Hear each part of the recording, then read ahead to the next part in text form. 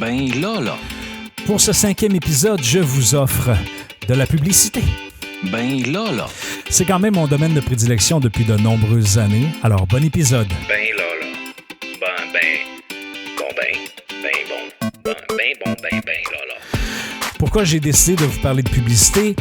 Je ne sais pas si vous avez remarqué, mais actuellement, lorsqu'on regarde entre autres la publicité télévisée, on peut remarquer que les publicités font référence à ce qu'on vit actuellement dans le contexte de COVID.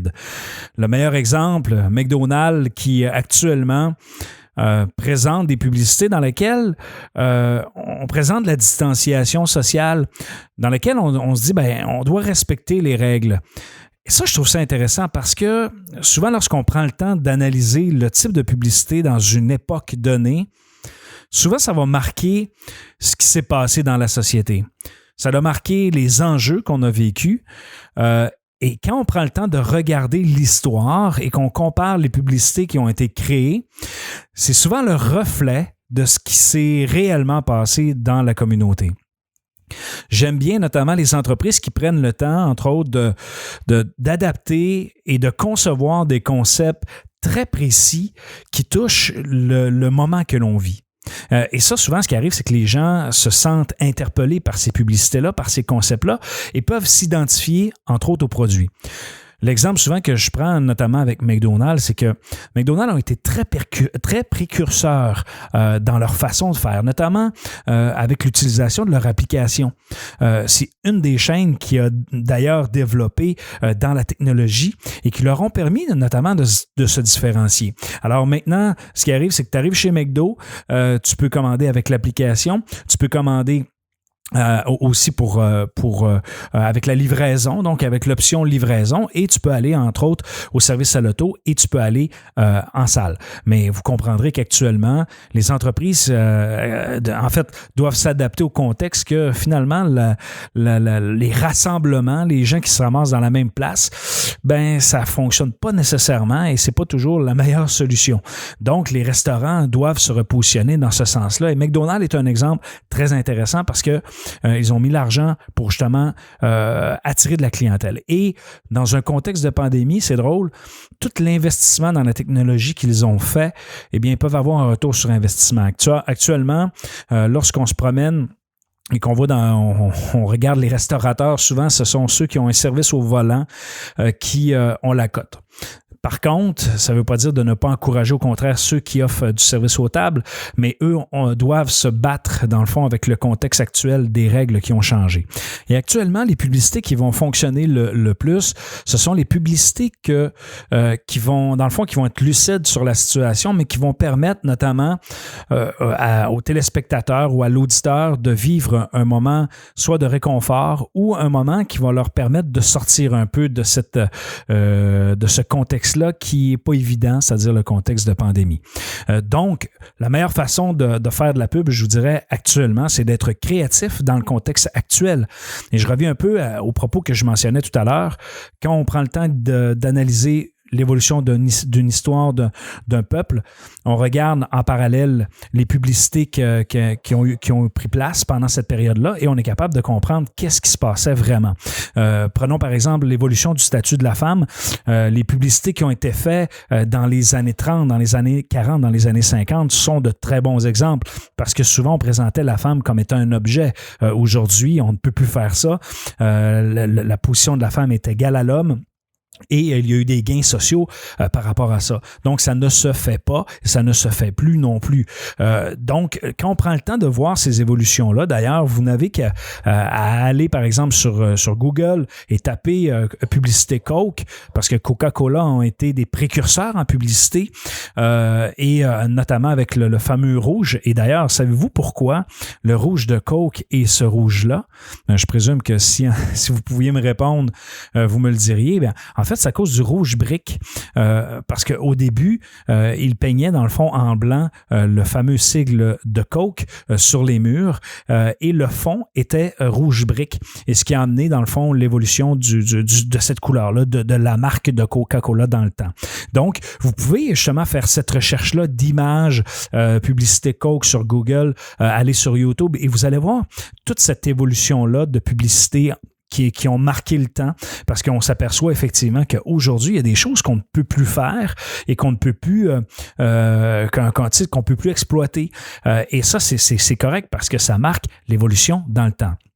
Vous savez, dans la période de l'année, pour moi, qui est la plus importante, c'est-à-dire le mois de février, c'est le festival, le happening de publicité pendant la période du Super Bowl.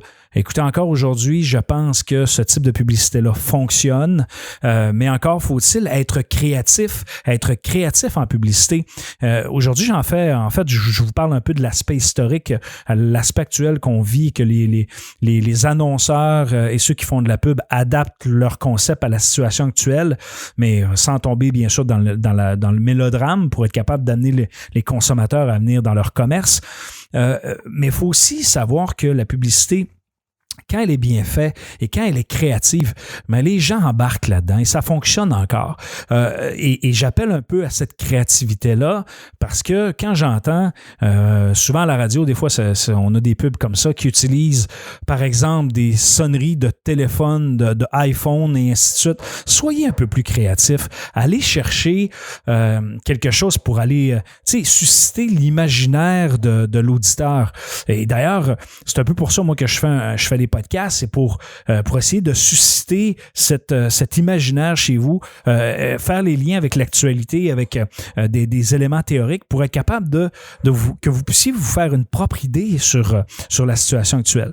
Et donc, la pub, quand elle est bien faite, on est capable d'amener les gens ailleurs. Donc, s'arrêter 2 secondes, 10 minutes, 1 heure, 2 heures, 5 heures, puis essayer de créer un concept, ça vaut la peine.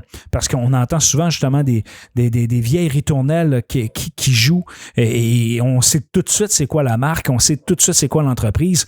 Mais c'est un peu ça qu'il faut aller chercher. Mais pour être capable d'y arriver, il faut faire un peu la job d'agence, surtout quand tu es dans une PME, que tu n'as pas nécessairement le moyen de te payer une agence. Asseyez-vous, puis soyez créatifs, installez-vous. Oh, j'ai mon chien qui vient de japper. Installez-vous avec votre famille, avec des amis et prenez le temps de créer des concepts et vous allez voir qu'il y a des artisans qui vont être capables de rendre ce concept-là.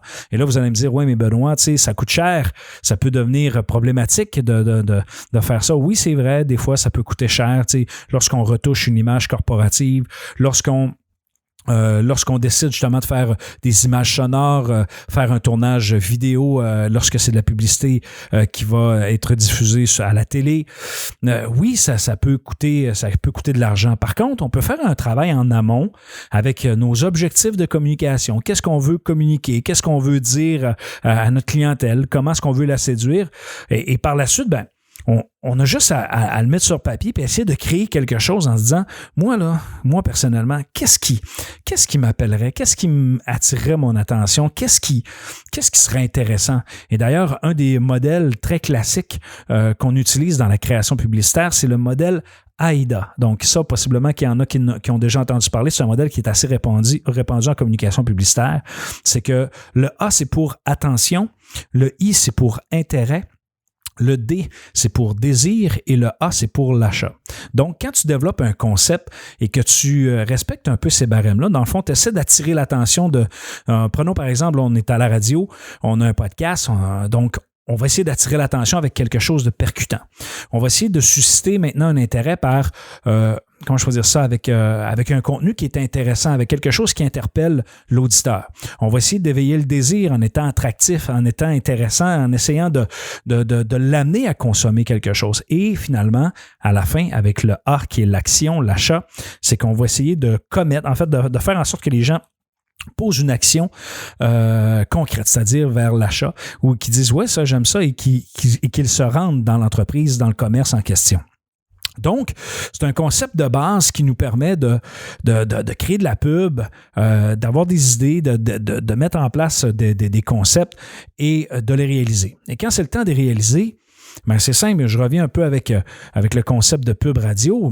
Souvent, la majorité des stations de radio ont des studios, ont des animateurs, ont des gens qui peuvent créer, peuvent le faire. Ils ont des producteurs qui vont être capables de produire le message. Donc, ils peuvent être en mesure de le rendre. C'est sûr que si vous arrivez avec un concept à 1 million, que j'appelle, là, c'est-à-dire un concept à 1 million, ça veut dire un concept qui qui coûte trop cher, qui a besoin de flafla, qui a besoin de faire ça. Non, c'est pas de ça que je vous parle. Donc, des fois, les idées les plus...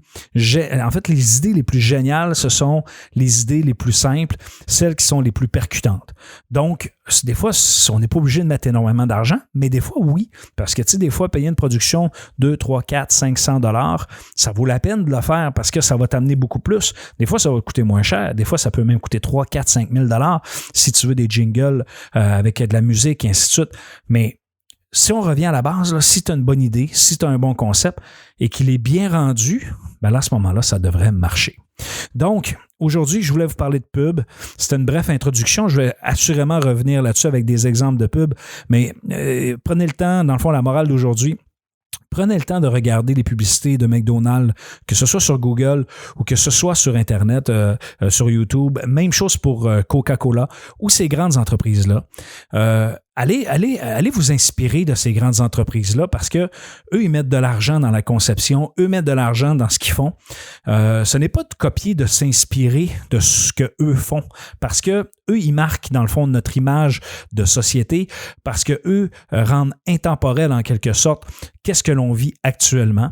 Donc, en lien un peu avec l'histoire que la publicité nous fait vivre parce que souvent, quand tu veux faire une chronologie, une histoire et que tu veux voir les faits marquants d'une société, tu vas te pencher sur les publicités qui ont été faites parce que la publicité se base sur les faits du moment, sur la situation du moment pour souvent créer un concept qui est très actuel et qui rejoigne les gens.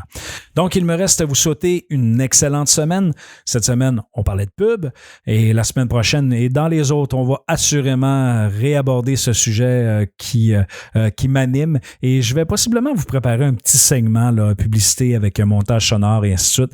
Je pense que ça va valoir la peine dans les prochains épisodes. Donc, sur ce, je vous souhaite un très bon week-end, une bonne semaine et c'est un rendez-vous la semaine prochaine sur benlala.ca. Ben là, là. Ben bon. Ben bon, ben.